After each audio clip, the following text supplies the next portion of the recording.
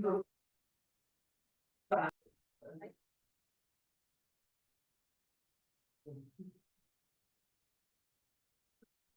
Tov, everyone, a good Erev Shabbat.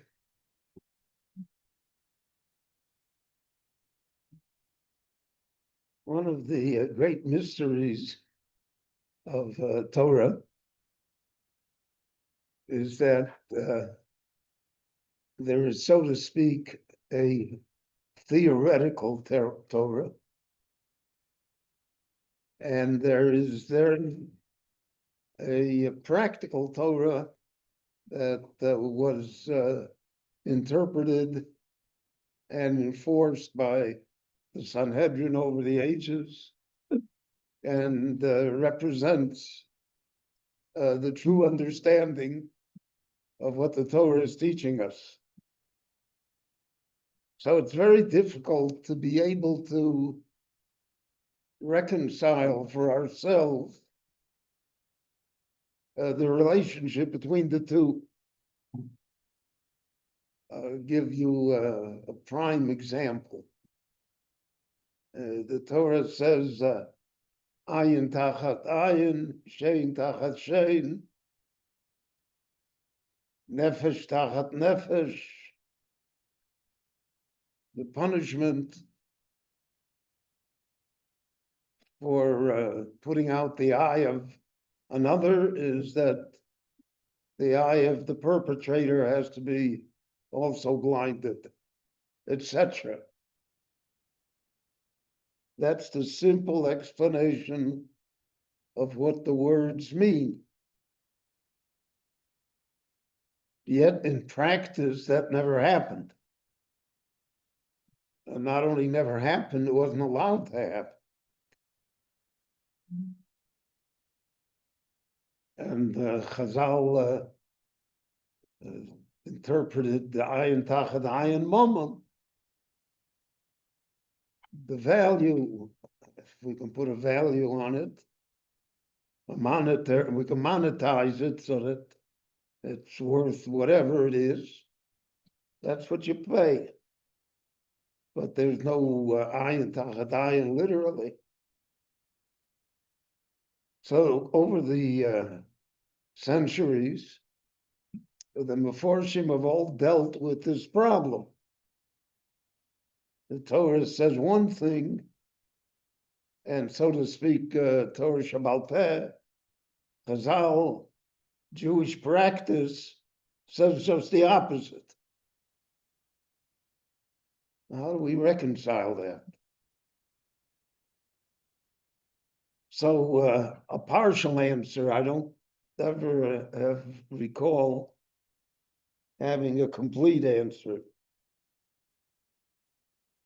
But a partial answer is that the Torah, in theory, tells us what the real punishment is.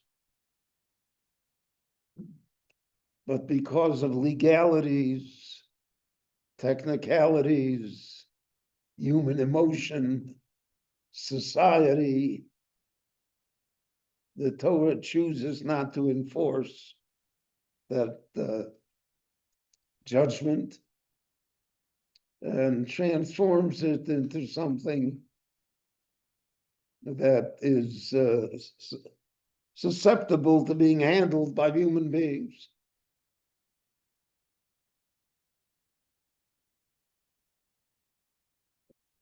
But the question still remains that somehow the Torah sets up a standard, and then, so to speak, in practice, Judaism walks away from that standard.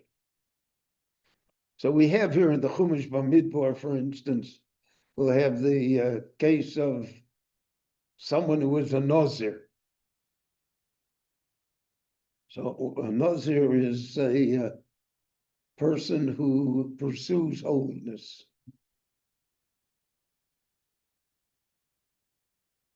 There are people that they look for a physical expression of spiritual holiness. And they do so by depriving themselves. He cannot cut his hair. He doesn't drink wine. He doesn't eat meat. He deprives himself. There are those that do so for a limited time, 30 days. There are those that do it for a lifetime. Such as in Tanakh we find the great Jewish hero Shimshon. Shmuel Hanavi was a nazir.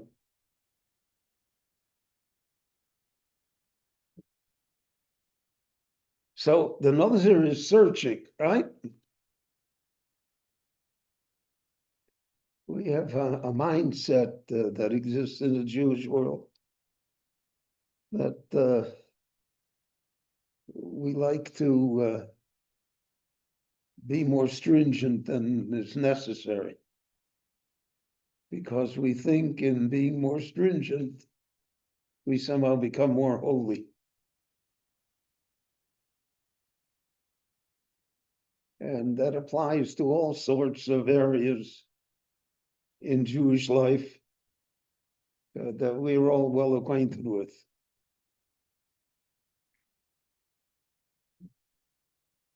The opinion of the Talmud, repeated many times, is that we are not really happy with people who declare themselves to become a nazir. Where it says the great Tana said that he never participated in the sacrifice of a nazir, except for one exception.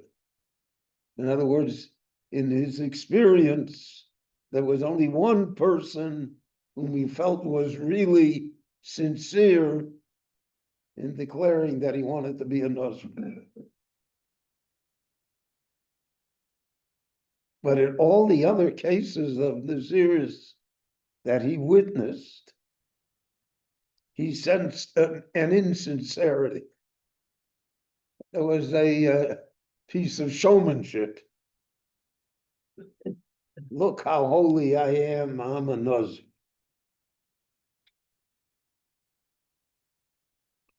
And because of that, therefore, the entire concept of nazirus was, so to speak, brought into question.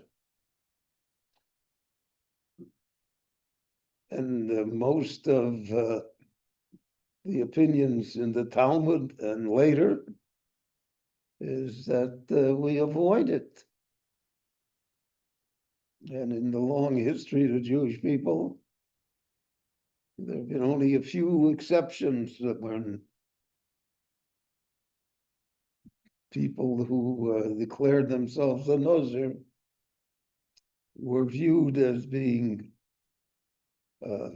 holy and pious, whereas in other cases they were viewed as being fraudulent, and the whole thing was just sham theatrics.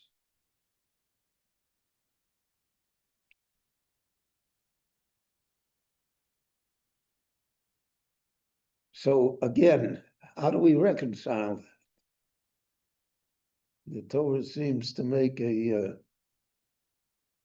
great deal out of becoming a nazir. And in practice, we say to people, don't do it.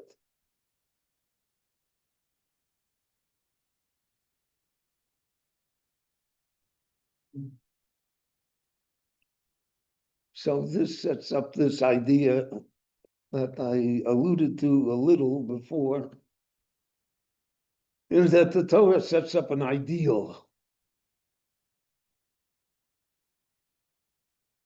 In theory. Now you see that it's when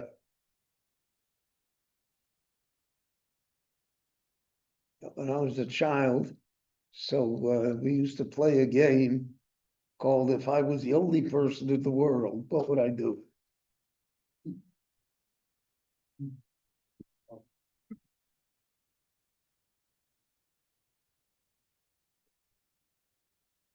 If it only applied to me personally, and it never affected society, and it never affected anyone else. Doesn't affect my parents, doesn't affect my siblings, doesn't affect my family, my business associates, my congregation. So then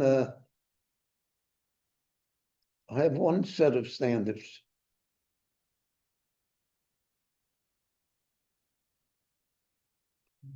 But in the real world, everything we do does affect others. I cannot become a nazir only to myself. By becoming a nazir, I'm affecting my parents, my siblings, my family, my congregation. Automatically, I am affecting them. And many times, the effect that is engendered is not a positive one.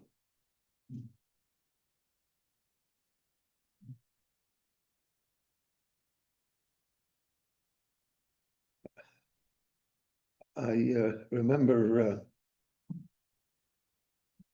when I was in the yeshiva, so we always, whoever was the shliach tzibur, we always waited for the Rosh Yeshiva to finish saying the Amidah before the Shliach Tzibur began the Chazoras Hashatz.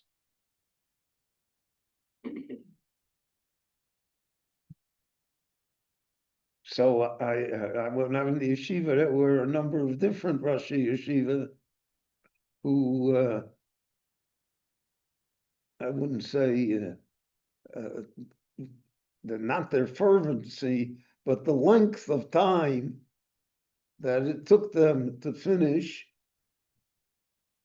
Shmona Esrei would vary.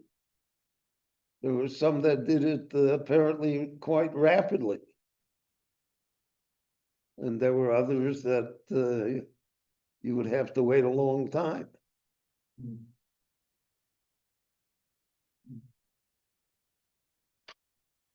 So I remember one in the Purim. See, Purim was a great time because then you could ask the Rosh Yeshiva whatever you wanted to, almost without penalty.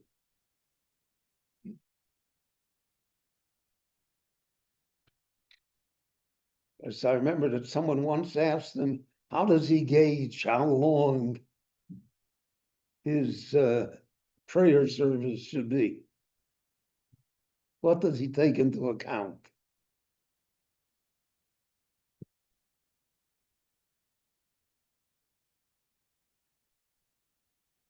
So he gave a very honest answer, which I treasure until today. He said, when I am praying by myself,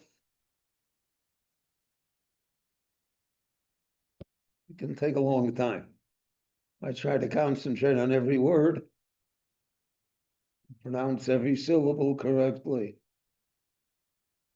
He said, sometimes it even takes me 10, 15 minutes.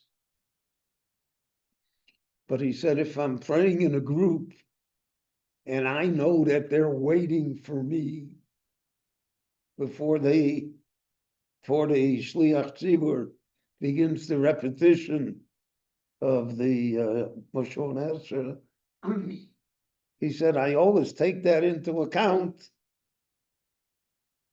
and therefore I have a different prayers, different attitude towards the words, because I know they're waiting.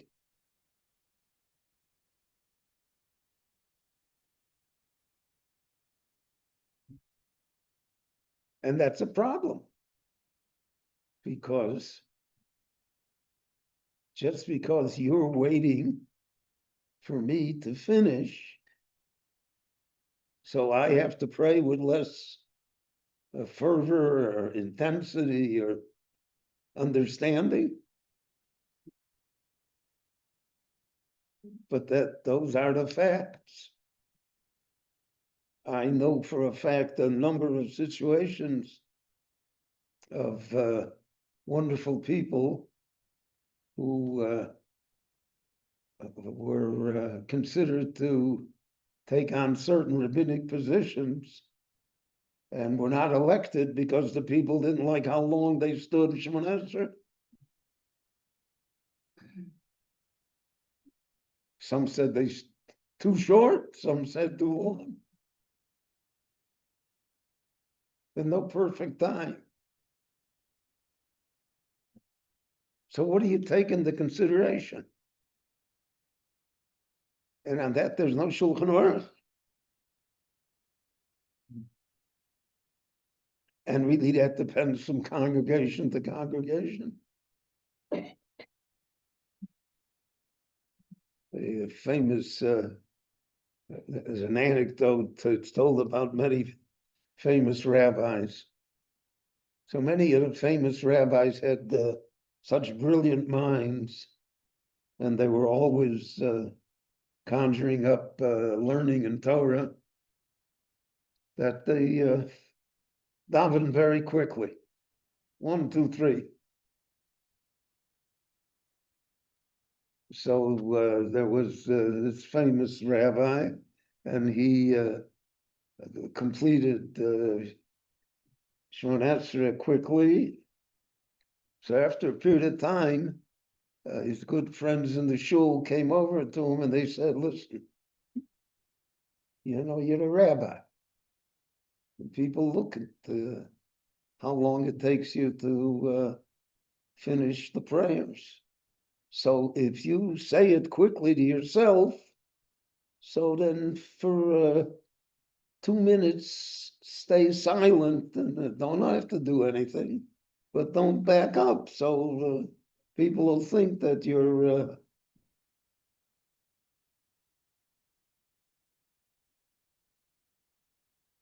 and he said, what do you mean? He said, I'm already doing that.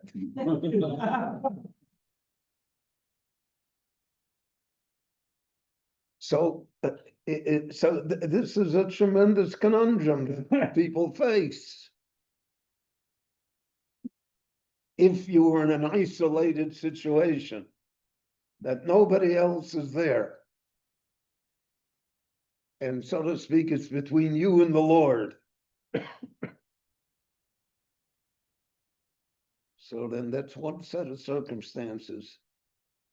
And that's one type of fervor in prayer that you would have.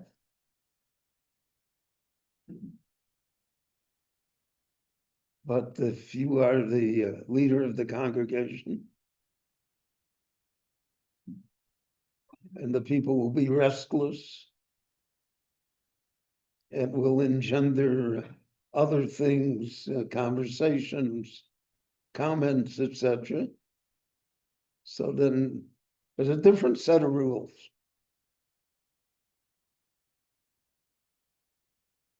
So there's the theoretical Torah. You want to be a nazir? You want to be a holy person? I'll give you hair. Don't take a haircut. Don't drink wine. Don't do this. Don't do that. Don't defile yourself. You will have acts of holiness and nobility.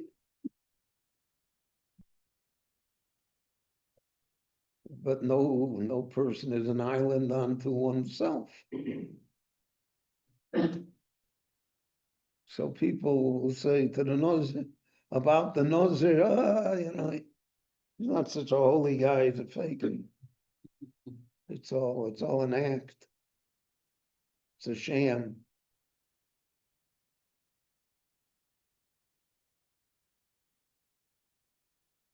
And that affects the smallest petty things in life.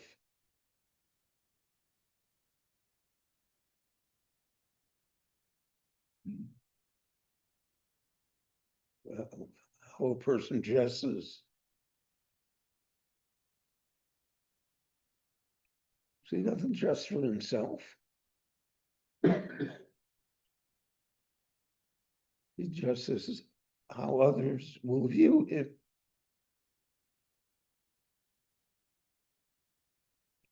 So the Gemara says, the famous Gemara, that the man prayed that he should not find himself in the world to come dressed in white amongst those who are black, and dressed in black amongst those who are white. Meaning that even in the world to come, what's the impression that you make? Who are you? Now, if we were the only person in the world, we wouldn't care. It wouldn't concern us one whit. But it concerns us very much here. So you see, for instance, in today's wild world, there's such a thing called a resume. That a boy or a girl submits in order to meet. So there are certain resumes that are just you think it would be the comedy hour.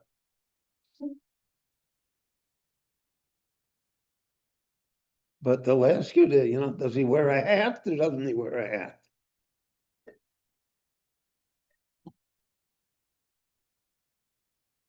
So when my son was a little boy,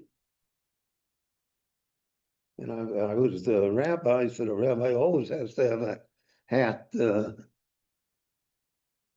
my day, they used to have a rabbinic hat, which looked like a Hamburg, made you look ludicrous. But it was the official hat. So he once asked me, he said, Daddy, did Moshe Rabbeinu have a Hamburg? I don't know. Now the Gemara says that a Talmud Chacham presents himself differently than someone who's not a Talmud Chacham. But again, because of the theatrics of the situation, it is very easy to present yourself as a Talmud Chacham by the clothes that are the ones that people wear, and you are, right?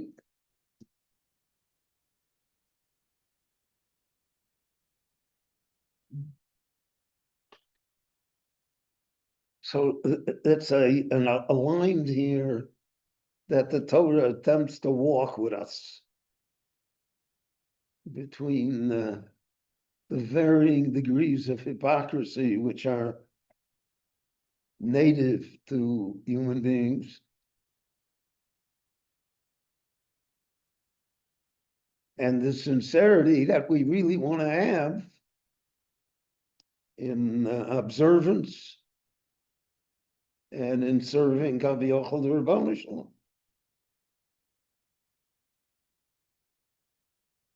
And it's complicated because the halacha requires, I've had this many times in my experience, the man comes to me and says, Rabbi, if I daven at home by myself, I daven much, much, much better. It's slower. I can be able to concentrate. I'm not disturbed. Nobody disturbs me. Should I daven at home or should I come to daven with a minyan, even though the fact that there's a minyan in itself detracts from my fervor and intent.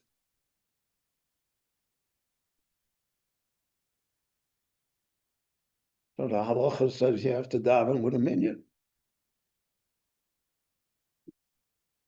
But the conscience of the person says that somehow detracts from what he's trying to accomplish.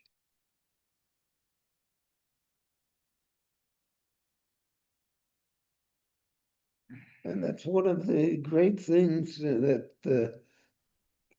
an everyday occurrence that we rarely think about.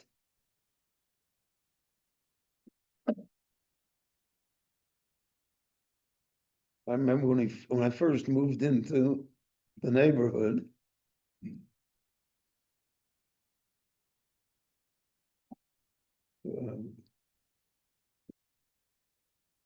so I used to daven in Shara Chesed. There was a small shul, and Shlomo Zalman Auerbach, Zecher Tzadik Livrocha, would daven Ma'ariv there every night.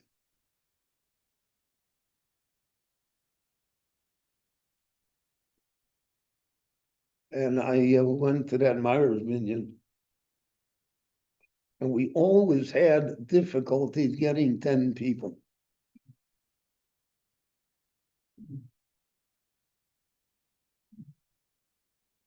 And so I remember one night we were there, and we were 9. And Shlomo Zalman was there. And then the street cleaner walked in. And he greeted him like the prophet Elijah came. Wow. Because now we had a minyan.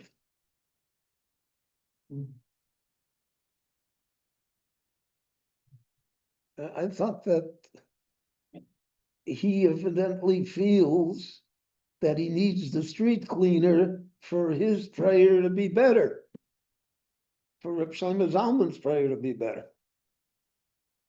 But most people don't feel that way. Most people feel, if I'm dependent on the street cleaner for prayerful fervor, I'll daven at home. Much better.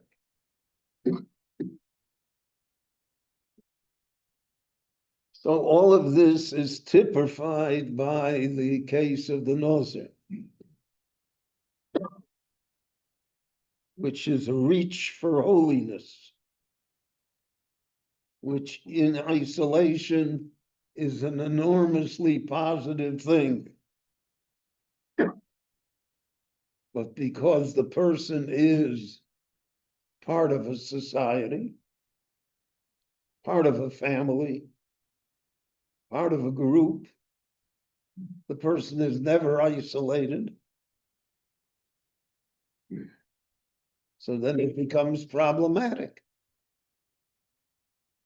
Is a nazir a good thing? Is it good to portray yourself as a nazir to others?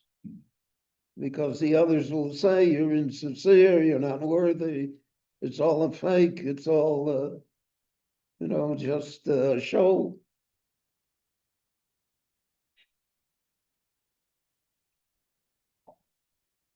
So I think the one point I want to make here today is that Judaism is very complicated. It's not it's not eat kosher and be a good person. That's true, but that's not the whole picture. The Torah is broader than that, deeper than that.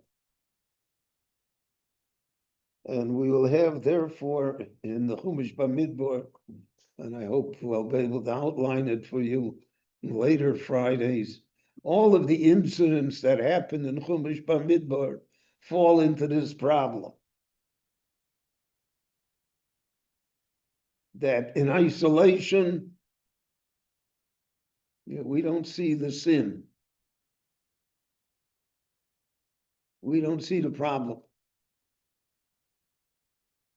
But somehow, in the societal effect that it has, it dooms this generation to 40 years in the desert.